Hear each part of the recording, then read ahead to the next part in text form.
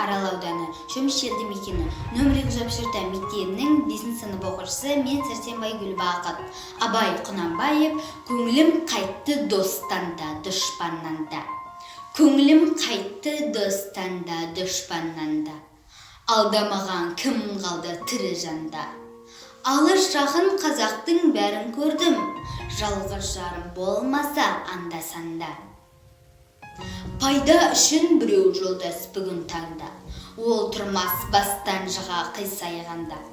Мұна менің қай жерім аяулы деп, бірге тұрып қалады кім майданда. Ендігі жұрттың сөзі ұрлық, қарлық, саналы жан көрмедім сөзді қарлық. Осы күнде, осы елде дәнеме жоқ, мейір қанып мәз болып қуанарлық. Байларда мал қызығын біле алмай жүр.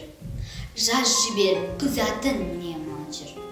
Сабылтып күнде ұрлатып, жоғалтып, ызаменен ыржиып күле алмай жүр. Саудагер тыныштық сауда қыла алмай жүр. Қолдан беріп қор болып ала алмай жүр. Ел аулақта күш айтқан топта тамған, арсыз жұрттан көңілі тына алмай жүр. Естілерде ісіне қуанбай жүр.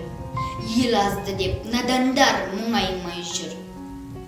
Ала жылан ашпаға күпілдектер, кісіхен деп ұлықтан ұялмай жүр.